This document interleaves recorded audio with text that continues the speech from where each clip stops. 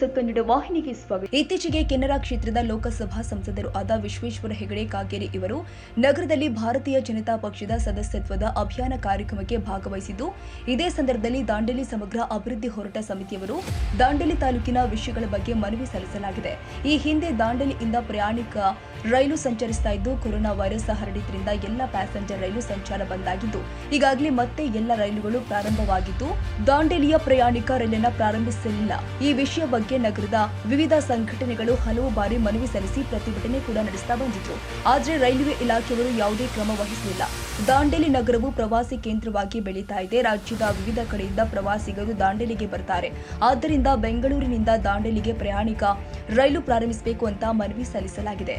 ಕೇಂದ್ರ ಸರ್ಕಾರದ ಆವಾಸ್ ಯೋಜನೆಯಲ್ಲಿ ರಾಜ್ಯ ಸರ್ಕಾರ ಮತ್ತು ನಗರಸಭೆ ಇವರ ಜಂಟಿ ಯೋಜನೆಯಲ್ಲಿ ಬಿಪಿಎಲ್ ಕುಟುಂಬಗಳಿಂದ G+2 ಮನೆಗಾಗಿ 2016 ಅರ್ಜಿ ಜೊತೆಗೆ 50,000ದಿಂದ 70,000 ಹಣವನ್ನ ಕಂತಿನಲ್ಲಿ ಸುಮಾರು 847 ಫಲಾನುಭವಿಗಳಿಂದ ತುಂಬಿಸಿಕೊಂಡು 1,106 ಮನೆಗಳ ಕಾಮಗಾರಿಯನ್ನ ಬೆಂಗಳೂರಿನ ಗುತ್ತಿಗೆದಾರ 2018ರಿಂದ ಪ್ರಾರಂಭಿಸಿ 1 ವರ್ಷದಲ್ಲಿ ಕಾಮಗಾರಿ ಮುಗಿಸಿ ಮನೆಯನ್ನ ನೀಡಬೇಕಾಗಿತ್ತು. ಆದ್ರೆ ಇಲ್ಲಿ ತನಕ 108 ಮನೆಯನ್ನ ಮಾತ್ರ ಫಲಾನುಭವಿಗಳಿಗೆ ಕೊಟ್ಟಿದ್ದಾರೆ. ಇನ್ನು 998 ಮನೆಗಳ ಕಾಮಗಾರಿಯನ್ನ ಸಂಪೂರ್ಣ ಕಾಮಗಾರಿಯನ್ನ ನಿಲ್ಲಿಸಲಾಗಿದೆ. ಕಾರಣ ಕೂಡಲೇ ಕಾಮಗಾರಿಯನ್ನ ಪ್ರಾರಂಭಿಸಲು ಕ್ರಮ ವಹಿಸಲು ಮನವಿ. ಇನ್ನು ಗೃಹ ಮಂಡಳಿಯವರು 2016ರಲ್ಲಿ ಸಾರ್ವಜನಿಕರಿಂದ ಮನೆ ನಿವೇಶನಕ್ಕಾಗಿ ಅರ್ಜಿಯನ್ನ ಆಹ್ವಾನಿಸಿದ್ರು. ಅಂದಿನ ಕಾರ್ಪೊರೇಷನ್ ಬ್ಯಾಂಕ್ನಲ್ಲಿ 3,400 ಅರ್ಜಿಯನ್ನು ಕೂಡ ಸಲ್ಲಿಸಿದ್ರು. ಇಲ್ಲಿ ತನಕ ಮನೆ ನಿವೇಶನ ನೀಡುವ ಬಗ್ಗೆ ಯಾವುದೇ ಕ್ರಮ ವಹಿಸ್ತಾ ಇಲ್ಲ. ಈ ಯೋಜನೆ ಮಧ್ಯಮ ವರ್ಗದವರಿಗಾಗಿ ಇರುವ ಯೋಜನೆ. 2016ರಲ್ಲಿ ನಗರಸಭೆಯವರು ಗೃಹ ಮಂಡಳಿಯ ಅರ್ಜಿದಾರರಿಗೆ 10 ಎಕರೆ ಭೂಮಿಯನ್ನ ಈಗಾಗಲೇ ಕಾಯ್ದಿರಿಸಲಾಗಿತ್ತು.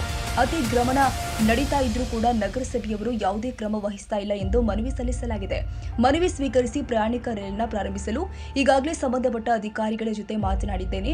ಶೀಘ್ರದಲ್ಲಿ ರೈಲು ಪ್ರಾರಂಭವಾಗುತ್ತೆ ಎಂದರು. ಅಲ್ಲದೆ G+2 ಮನೆಗಳ ಹಾಗೂ ಗೃಹ ಮಂಡಳಿಯ ಮನೆ ನಿವೇಶನ ಬಗ್ಗೆಯೂ ಕೂಡ ಸೂಕ್ತ ಕ್ರಮ ವಹಿಸುವ ಭರವಸೆ ಕೊಟ್ಟಿದ್ದಾರೆ.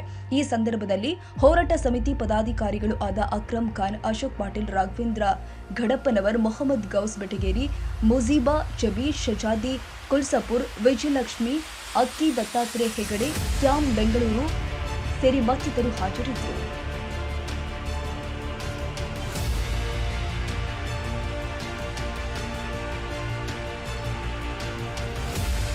ತಾಜಾ ಸುದ್ದಿಗಾಗಿ MTV ನ್ಯೂಸ್ 24x7ಗೆ ಸಬ್ಸ್ಕ್ರೈಬ್ ಮಾಡಿ ಮತ್ತು ಬೆಲ್ ಐಕಾನ್ ಅನ್ನು ಒತ್ತಿ. ತಪ್ಪದೇ ಲಿಂಕ್ ಶೇರ್ ಮಾಡಿ.